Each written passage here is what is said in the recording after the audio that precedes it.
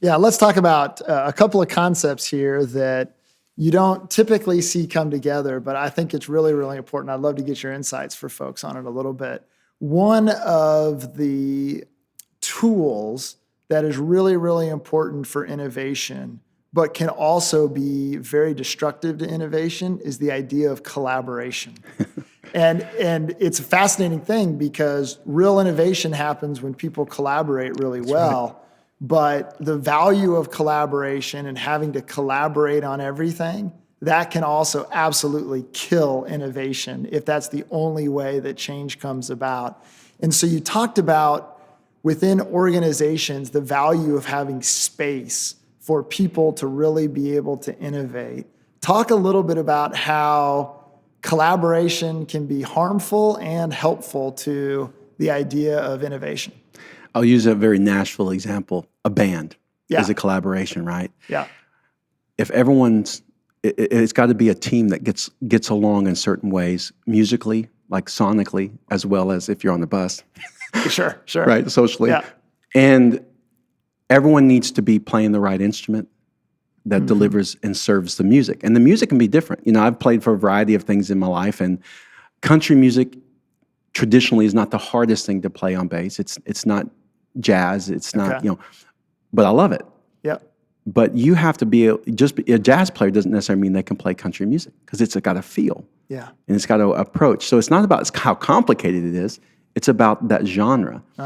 And so when you're put into that collaboration together from a leadership standpoint, or if you're a person being put into that situation, to me, who else is on the team is a question I always ask. Okay. Is this a thoughtful team?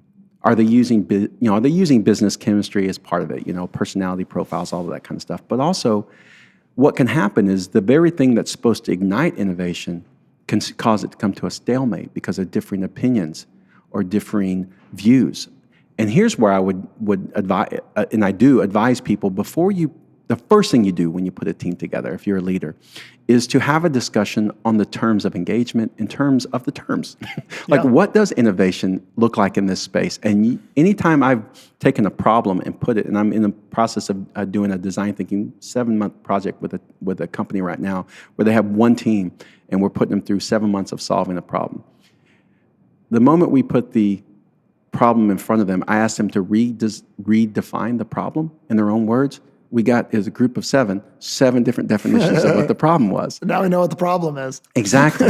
So 7 people were about to attempt to solve a problem that defined it 7 different ways. Yep. And to me, that's a safeguard against that to some degree, but also it's a solution to it. It's like, okay, let's have our discussion about the problem. And once we all get on the same page, now we can move in towards a methodology, whatever methodology we're using to solving it. Otherwise, it's a basketball player arguing with a football player over the rules. It's like they both can be great, but they're not on the same, even on the same field. So I think that's what can happen sometimes is that we don't, and that's the slow down to speed up part. Like just back up for a second. Don't assume you all agree on what innovation means in your space or what the rules of a space. And even another example that I give for people in a meeting. So if you're going to have 30 minutes and you're going to say, this meeting's about coming up with a new idea to fill in the blank. I said, just don't go into that. Like partition that off. Say for 5 minutes, any ideas? Okay. No one's going to judge. There's no analysis here.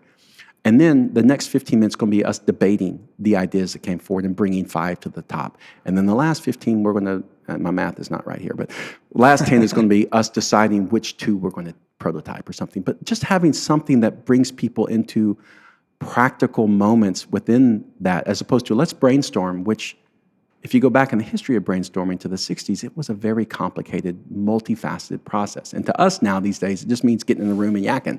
Yeah. And that's not what it meant back then. It's not really what it means now. But